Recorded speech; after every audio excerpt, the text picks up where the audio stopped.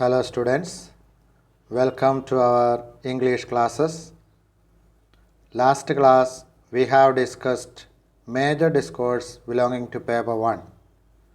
Today we will discuss major discourses belonging to paper 2 that can be considered as group B. There are 5 major discourses here. The first one is biography. In biography or biographical sketch, we have to present the details of a person, and that should be clear to a person who is reading it, and his importance also will be known. All these details of a person should be there in the biographical sketch.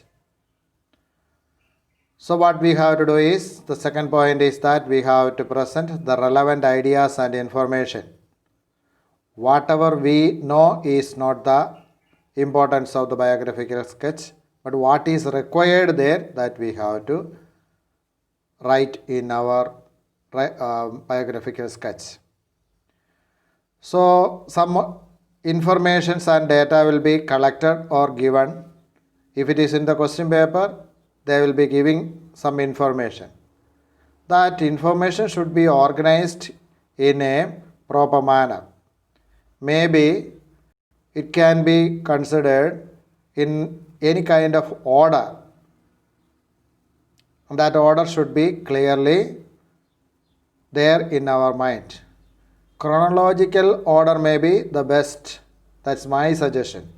Because as per the birth, then life, if death, that may be, or any other achievements in life, as per an order we have to go. Then we have to consider the reflections of the person and also the thoughts and feelings of the person. After reading the biographical sketch, one should feel the greatness of that particular person. For making it very clear, we have to use some anecdotes, some events may be used, some achievements of the person may be used. And mostly in our case, we will be given all these details in our question paper. But if we are writing the biographical sketch of a person, we have to collect a detailed report, a detailed knowledge about the person. Then maintaining this order, what is relevant, what informations that we have to see. And we have to have a clear idea about the person and his thoughts, feelings, all this should be clearly given in our biographical sketch. And naturally, as it is a major discourse, that is a writing work, you have to maintain the coherence. Cohesive devices should be used, sentences should be well formed, and conventions of writing should be used well. And all the indicators will be given 1 mark each, and as it is mentioned, the 5th indicator will be given 2 marks. Now coming to the second major discourse of paper 2, it's an essay. And in essay we have to have many important things. First one, there should be a suitable title. There should be a heading for the essay. Then an introduction should be given. What are we going to say about? Then afterwards we have to write an appropriate thesis statement. Thesis statement should be there. So why we need to discuss that particular theme, what is given in the title, why we should discuss, that's what the thesis statement shows. Then paragraph should be there, one idea should be there in one paragraph. So one main idea, sub ideas if you want you can add there, no problem. But there should be one main idea in one paragraph. Then we have to provide details, supporting details, and also some examples. Then the fifth one is organizing of ideas and use of cohesive devices. Naturally, you have to maintain coherence. And we have to present our own point of view. That's what is most important while you are writing an essay or when we are coming to speech there also. Your own personal ideas that we cannot copy, that no teacher can tell you. While you are studying in 10th class, you should have your own views about anything and everything. For that, a wide reading is required. Wide reading of newspaper maybe, textbooks maybe, then common books, general books maybe. And while you are watching a TV event, you should have your own point of view. And particular essay while we are writing, we have to present this point of view in one paragraph. If it is appreciable, naturally your marks will be 10 out of 10. Then, eighth point is an appropriate ending should be given to your essay. Naturally, we have to see well-formedness of the constructions and conventions of writing should be maintained. Coming to the third major discourse of paper 2, that is letter. This letter can be personal letter and that is known as informal also. Sometimes semi-formal, that is letter to the editor, and formal letter also will be given in our paper 2 question paper. Anyway, what is most important for us is using of a language appropriate to the context. As per the question, as per the situation, our language should be used. Then there should be appropriate format and a layout that will be checked. Everyone knows a letter. So usually I would say in my classes, not to write a letter in your examination if it is asked. If there is a possibility, avoid a letter, that I would say. But we have to know how to write a letter. Now, third point is appropriate conventions. That is, you have to salute, then you have to endorse, you have to take leave. All these are important for appropriate conventions. Then, fourth point is ideas should be presented sequentially. And what is what? First, then go to the second point, third, fourth. What is important that you have to give in the beginning. Then there should be a persuasive language. One who reads the letter should feel reading it. That's what a persuasive language means. So, if your friend is reading the letter, he should feel that my friend is writing this letter. So that love of friendship should be well maintained.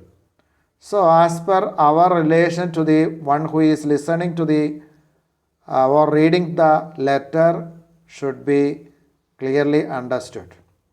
So, that's what it is said. Seventh one, reflecting the relationship. Then naturally you have to use well-formed construction. Conventions of writing should be taken care and proper punctuation should be taken care. All this gives you 1 mark each. So each point is giving you 1 mark, so don't leave away any one of them. We have to take care of it. Then coming to the next discourse, that is news report. In news report, the model that you can see is newspapers, English newspapers. If you are going through, you can see a lot of examples. And more than that, in our textbook also 2 newspaper reports are given. That also you can check. Now, first one is there should be a proper and appropriate headline.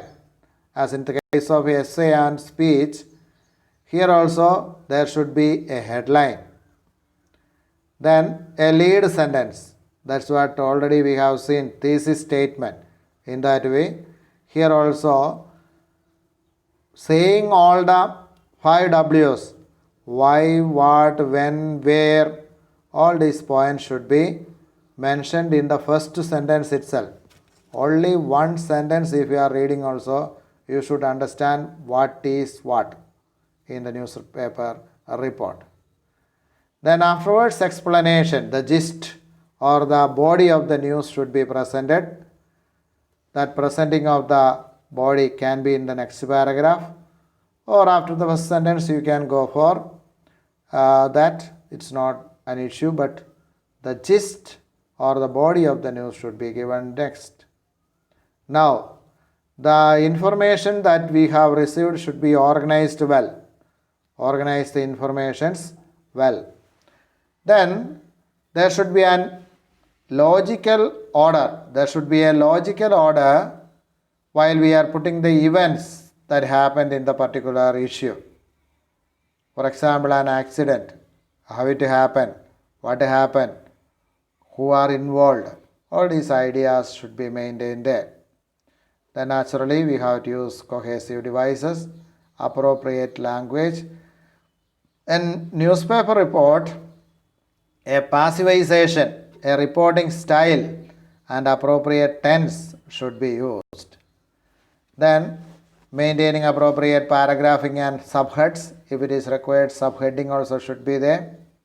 There should be a paragraph and also your point of view or the point of view of anyone who is an eyewitness or an expert should be also mentioned in the news report.